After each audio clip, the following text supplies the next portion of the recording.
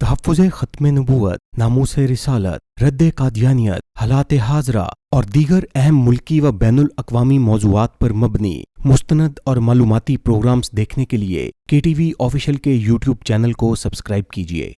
بسم اللہ الرحمن الرحیم۔ معزز خواتین و حضرات، السلام علیکم ورحمۃ اللہ وبرکاتہ۔ میں ہوں محمد متین خالد، کے ٹی وی نیٹ ورک کی ٹیم کے ساتھ آج ہم پنجاب اسمبلی میں حاضر ہوئے ہیں۔ معزز خواتین و حضرات، 7 ستمبر 1974 کو ملک کی منتخب پارلیمنٹ نے قادیانیوں کو ان کے کفری عقائد کی بنا پہ غیر مسلم اقلیت قرار دیا تھا، اور پھر پاکستان کے آئین کے آرٹیکل 106 اور 260 میں اس کا مستقل اندراج کر دیا۔ آج ہم اس پنجاب اسمبلی میں حاضر ہوئے ہیں جہاں جون 1974 میں قادیانیوں کو غیر مسلم اقلیت قرار دینے، ان کو کلیدی عہدوں سے اتارنے اور ربوہ کو کھلا شہر قرار دینے اور ان کی جو اوقاف ہے قادیانی اوقاف، اس کو حکومتی ملکیت میں لینے کی قرارداد اسی پنجاب اسمبلی میں پیش ہوئی تھی۔ تو معزز خواتین و حضرات، یہ پنجاب اسمبلی کو یہ نئی بلڈنگ ہے، اور اس میں جو سب سے زیادہ خوبصورت چیز یہ ہے کہ سپیکر جو پہلے تھے اس وقت وزیر اعلیٰ چودھری پرویز الہی صاحب، ان کی خاص توجہ کے ساتھ اور تلہ گنگ سے تعلق رکھنے والے ایم پی اے مجاہد ختم نبوت جناب عمار یاسر صاحب کی کوششوں سے یہ اسمبلی میں انہوں نے بہت خوبصورت خطاطی کروائی، اور یہ بالکل درمیان میں حضور نبی کریم صلی اللہ علیہ وآلہ وسلم کی معروف حدیث پاک انا خاتم النبیین لا نبی بعدی، یہاں پہ انہوں نے اس کا بہت خوبصورت اہتمام کیا، اور میرے اس بائیں ہاتھ میں اوپر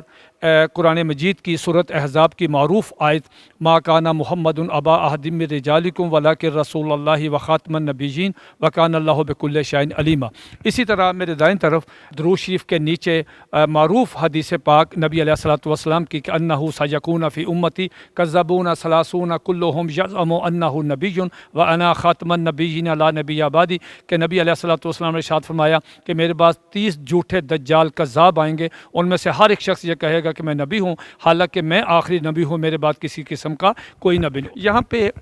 جو حکومتی اراکین بیٹھتے ہیں، اپوزیشن کے اراکین بیٹھتے ہیں، جب وہ مسلسل نبی علیہ الصلوۃ والسلام کی ختم نبوت پہ جو آیت قرآنی ہے یا حدیث پاک کا دیکھتے ہیں تو ان کے دلوں کو ایک نئی تازگی، ایک ایمان کو اور ان کے ایقان کو ایک نئی جلاب ملتی ہے۔ پھر اسی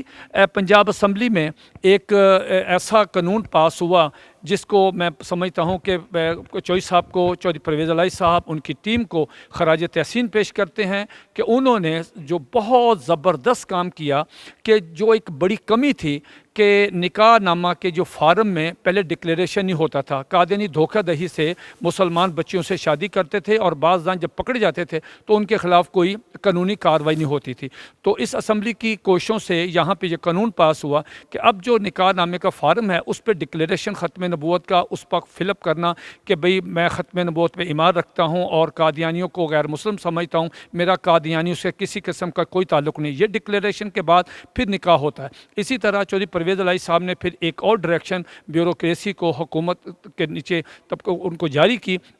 کہ صاحب اگر کسی جگہ پہ ایسا فارم رجسٹرڈ ہو گیا جس پہ یہ ڈکلیریشن نہیں ہے تو ان تمام متعلقہ حضرات کے خلاف قانونی کارروائی ہوگی۔ معزز خواتین و حضرات، یہاں پہ میں جناب چودھری پرویز الہی صاحب کا، جنہوں نے یہ ساری قانون سازی کی، ذاتی دلچسپی لے کے اس میں یہ ختم نبوت کے بارے میں انہوں نے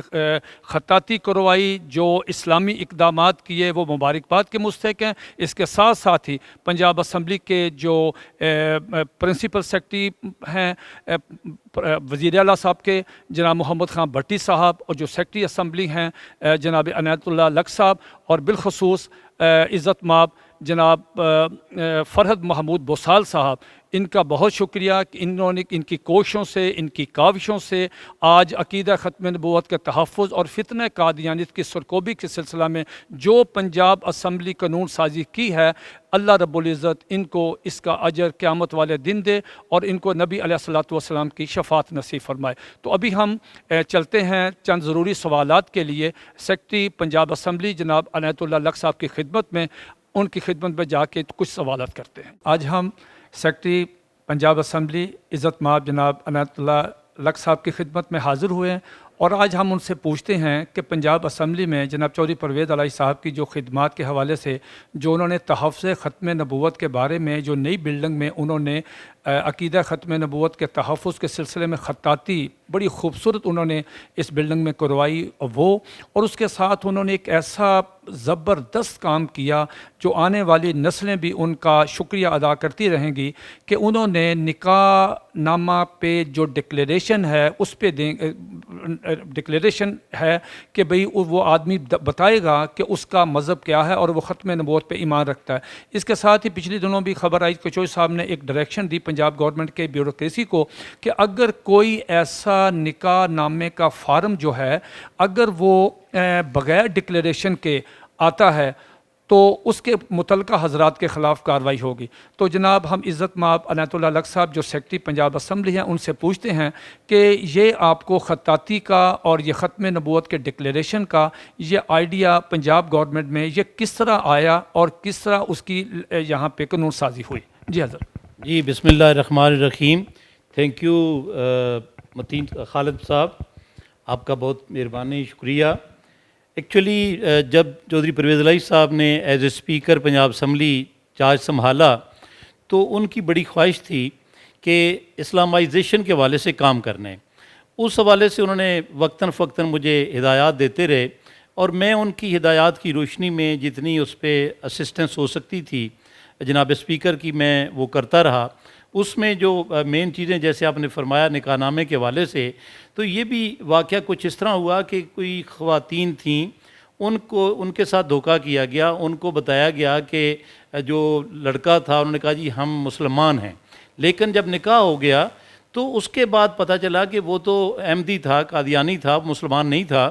تو اس نے پھر جب پتہ لگا تو ان کی الٹیمیٹلی انہوں نے اس کی جائیداد وغیرہ بھی ہتھیا لی اور اس کے بعد اس کی سپریشن ہو گئی، بچے بھی ہو گئے۔ اس طرح کے کافی واقعات جو جب چودھری صاحب کے نالج میں آئے، چودھری صاحب نے مجھے کہا کہ اس کے لیے ورک ہونا چاہیے، تو اکارڈنگلی میں نے پھر جب اس پہ ورکنگ کی تو آپ کو پتہ ہے کہ مسلم فیملی لاز آرڈیننس کے تحت جو ہے نکاح نامہ اس کا فارم تھا، اس کا حصہ تھا، تو اس میں امینڈمنٹ کی ضرورت تھی۔ تو میں نے پرپوز کیا کہ جی یہ امینڈمنٹ ہونی چاہیے، اور اس میں پھر جب امینڈمنٹ پرپوز کی گئی تو اس کے لیے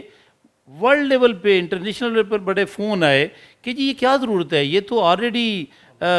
ہے اس میں سارا کچھ۔ تو میں نے ان کو بتایا، میں نے کہا جب کنسٹیٹیوشن کے آرٹیکل 260 میں بھٹو دور میں جو مسلمان کی تعریف شامل کی گئی اس سے پہلے نہیں تھی، تو تعریف شامل کرنے کی وجہ کیا تھی؟ آج تک جو ہے وہ جو احمدی ہیں، لاہوری ہیں، قادیانی گروپ ہے، ان کو جو مسلمان نہیں مانا جاتا، تو وہ اس کنسٹیٹیوشن کی وجہ سے ہے کہ کنسٹیٹیوشن میں یہ امینڈمنٹ کی گئی۔ تو اسی لیے ان کو جب بتایا گیا کہ بھائی یہ جب نادرا میں آپ فارم جمع کرواتے ہیں تو وہاں پہ لکھا جاتا ہے، مسلم ہونے کا سرٹیفکیٹ دیتے ہیں، آپ پاسپورٹ میں دیتے ہیں، وہاں پہ کروایا جاتا ہے، تو نکاح نامے میں اگر کوئی مسلمان ہے تو اس کو کیا پرابلم ہوگی کہ وہ اس ڈکلیریشن پہ، اس حلف نامے پہ وہ سائن کرے گا کہ جی میں مسلمان ہوں؟ وہی نہیں کرے گا جو مسلمان نہیں ہوگا۔ لہٰذا اس کی شد ضرورت تھی۔ تو اس پہ voice of America, voice of Germany, وہاں سے فون آئے کہ جی یہ آپ نے کیا کیا ہے، تو میں نے ان کو بتایا کہ یہ ضرورت ہے اس چیز کی اور اس کو ہونا چاہیے۔ تو الحمدللہ چودھری صاحب کی کاوشوں سے ہو گیا۔ اس کے بعد اب امپلیمنٹیشن ہونی تھی تو اکارڈنگلی انہوں نے حکم جاری کیا کہ چونکہ نکاح نامہ فارم جو ہے یہ آپ کے علم میں ہے کہ گورنمنٹ پرنٹنگ پریس سے یہ جاری ہوتا ہے، ہر بندے کے پاس نہیں ہوتا، اور نکاح رجسٹرار کو ایشو کیا جاتا ہے، تو وہ پھر پابند کر دیا گیا کہ آج کے بعد کوئی بھی نکاح رجسٹرار جو ہے وہ وداؤٹ دس ڈکلیریشن کوئی بھی رجسٹر نہیں ہوگا نکاح نامہ جب تک وہ اس کے اوپر یہ ڈکلیریشن جو ہے یہ پرنٹڈ نہیں ہوگا۔ جہاں تک تعلق ہے ختم نبوت کے حوالے سے، جو اسمبلی بلڈنگ میں جب پہلا اجلاس ہمارا 14 جون 20 کو اس نئی بلڈنگ میں، نئے ہاؤس میں اجلاس ہونا تھا، تو اس سے پہلے ان کی خواہش تھی کہ جی اس حوالے سے، تو پھر ہم نے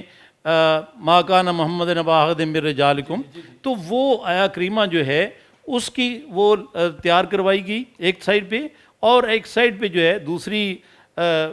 جو ہے لا نبی بعدی حدیث شریف جو ہے اس کی کروائی گئی۔ نہ صرف یہ کیا گیا بلکہ جب 14 جون کا پہلا سیشن ہوا تو چودھری صاحب کی خواہش یہ تھی کہ یہ جو نعت شریف ہے لا نبی بعدی، تو یہ پڑھی جائے گی تلاوت کے بعد وارسی صاحب کی آواز میں. تو وہ پھر ہم نے باقاعدہ ایک نعت خان جو تھے انہوں نے کہا جی میں بالکل ان کی ایگزیکٹ کاپی اور ان کی آواز میں کروں گا. تو پہلے پرویز الہی صاحب نے اس کی آواز سنی, اس سے سنی, تو پھر جا کے ہاؤس میں اس نے یہ پیش کی. بہت شکریہ, اللہ آپ کو جزائے خیر عطا فرمائے. آپ نے گفتگو مصروفیات سے وقت نکالا, بہت شکریہ, جزاک اللہ.